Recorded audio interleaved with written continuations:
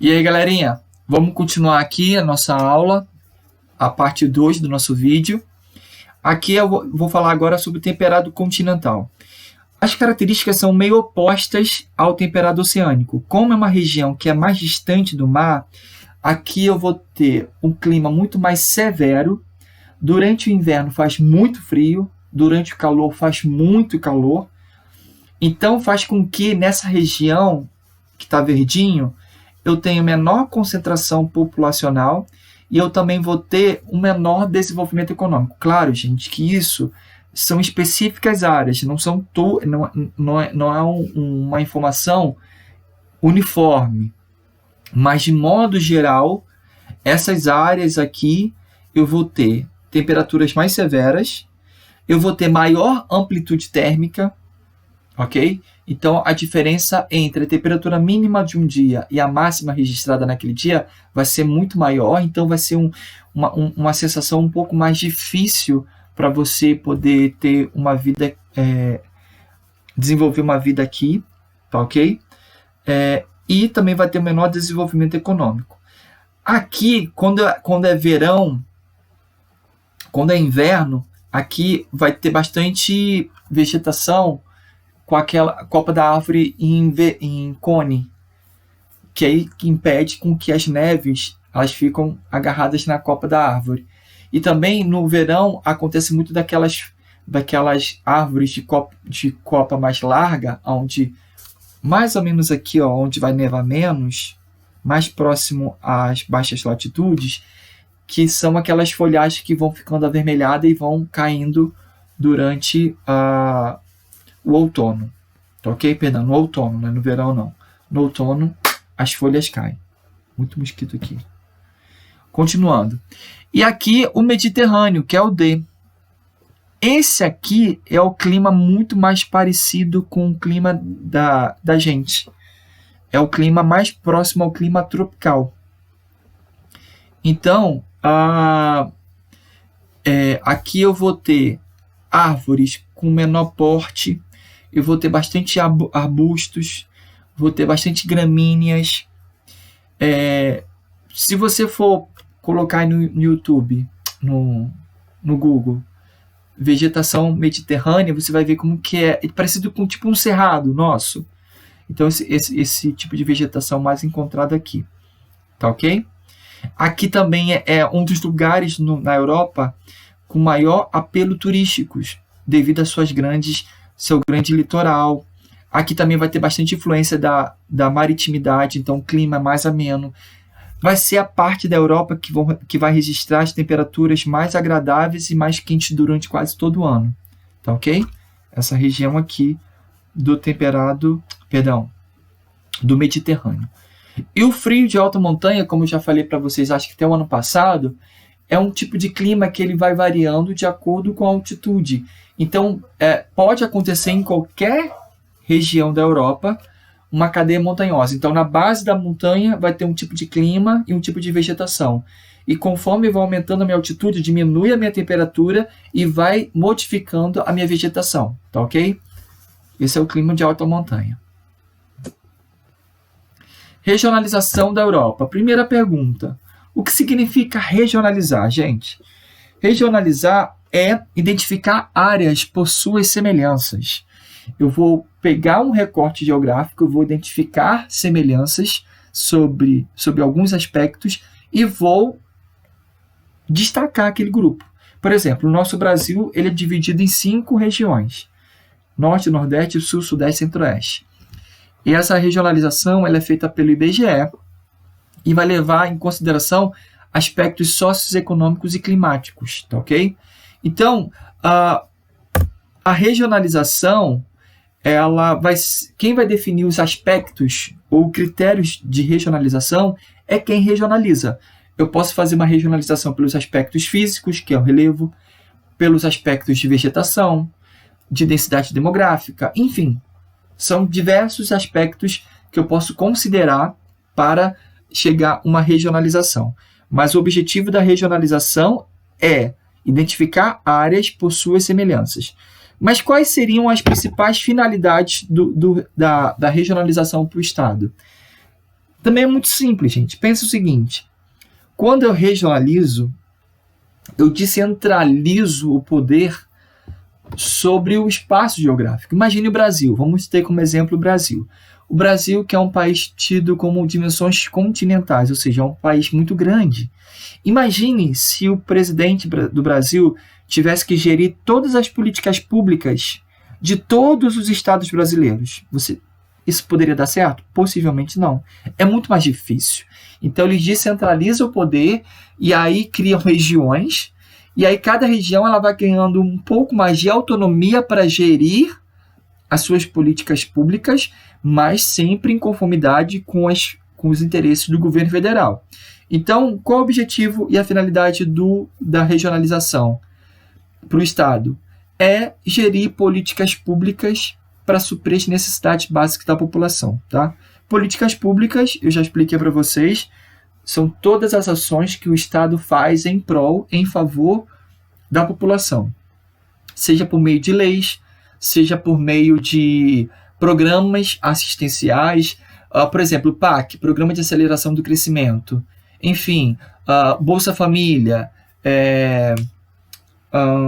vamos pensar outras coisas aí. Agora, está em auge aí agora esse auxílio financeiro ao funcionário, o trabalhador autônomo de R$600. É uma política pública em prol da população, tá ok? Então, políticas públicas são todas as coisas que o governo faz em prol do Estado. Então, para que o Estado consiga identificar as necessidades individuais, ela precisa regionalizar. Por quê? Imagina, gente, se o governo federal criasse políticas públicas as mesmas que criou para o Nordeste e criasse para o Sudeste. São as mesmas necessidades? Não são. Então, quando eu identifico as suas singularidades, eu consigo ter uma visão cada vez mais micro, cada vez mais focada nas necessidades daquele grupo de pessoas. E a regionalização ajuda o Estado nesse sentido. Vamos lá. Tipos de regionalização da Europa. Vamos lá na regionalização do período aqui da Guerra Fria. Aqui, ó. Guerra Fria. Eu tinha duas Europas, a Europa Ocidental e a Europa Oriental. É uma regionalização. Aqui eu identifico facilmente os países em mostarda, que são países europeus capitalistas, e aqui eu tenho países em verdes europeus tidos como socialistas. Esse é um tipo de regionalização durante a Guerra Fria. Então, quando eu falo Europa Oriental, em verdinho, são países que foram socialistas e que hoje não são mais, tá, gente? Nenhum país da Europa é socialista. Mas aqui só para vocês entenderem, tá? E a Europa Ocidental são países que sempre foram capitalistas. Outra regionalização pelos aspectos econômicos. Eu tenho aqui, ó, a Europa 27, que é a União Europeia, tá? Tudo aqui em mostarda são países da União Europeia. Eu tenho aqui em verde países que fazem parte do SEI, que é o bloco econômico liderado pela Rússia, que é a Comunidade dos Estados Independentes, é um bloco econômico também. É um bloco econômico como a União Europeia é também um bloco econômico. Então aqui eu tenho o SEI. Eu tenho a outra Europa, que são países que não fazem parte desses dois blocos econômicos aqui, ó. Então isso é uma regionalização pelos aspectos econômicos. Vamos lá. Agora pela divisão regional. Eu tenho a Europa Ocidental, Meridional, Oriental e Setentrional. Só lembrando, gente, Oriental é o lado leste da Europa, Oriental, lado leste, Ocidental, lado oeste, Europa Meridional é a mesma coisa que Sul, tá ok? Meridional Sul, e Europa Setentrional é Europa mais nórdica, vamos pensar assim. E aí, dos países da Europa Ocidental, as principais características, eles possuem uma economia desenvolvida, aqui ó, Europa Ocidental, possuem uma economia desenvolvida, apresentam um grande PIB, ou seja, Produto Interno Bruto. Se é um país que possui um elevado PIB, possivelmente também são países que vão ter um elevado índice do desenvolvimento humano, ok? Aqui, ó, acabei de dizer, ó, ótimos IDHs, tá ok? E a gente sabe que o tripé que calcula o IDH é expectativa de vida, tempo de escolaridade e fugiu aqui da memória expectativa de vida. Lembrei. Expectativa de vida, tempo de escolaridade e renda per capita. Ou seja, renda per capita é eu pegar esse PIB, que é o Produto Interno Bruto, a riqueza produzida por todas as empresas nacionais e internacionais dentro do território europeu, pega esse valor total e divide pelo número de habitantes.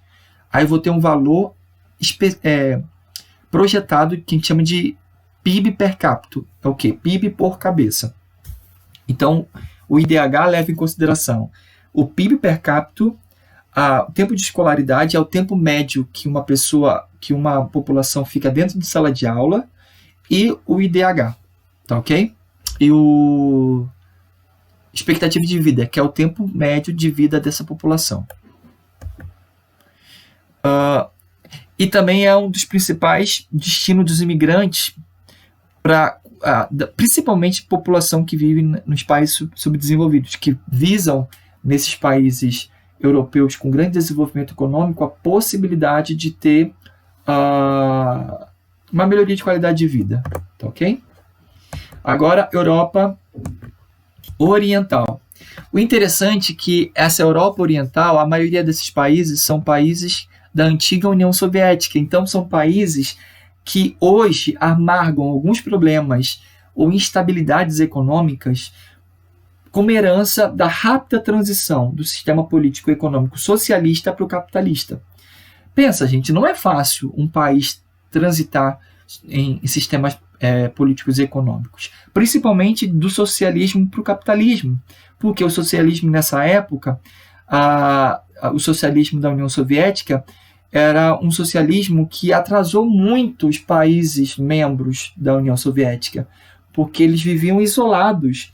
A sua industrialização não era ineficiente, ou seja, não era o suficiente. Eles não tinham parcerias econômicas com outros países, então não tinham tecnologia, não tinham investimentos financeiros, enfim. Então, todos os países da antiga União Soviética, quando eles deixaram o sistema político e econômico socialista e passaram a ser capitalista, eles viveram um processo bem doloroso no que se refere à transição econômica. E isso trouxe uma estabilidade que é vivida até o dia de hoje, tá ok? E concentra o número de países com menor desenvolvimento econômico e humano. São esses países aí da Europa Oriental. Tá? Gente, eu vou parar esse vídeo aqui por enquanto, porque já está quase acabando o tempinho aqui, e eu prefiro dar continuidade de linha de raciocínio direto na próxima, tá ok? Então, vamos até o terceiro vídeo, tá ok? Um abração!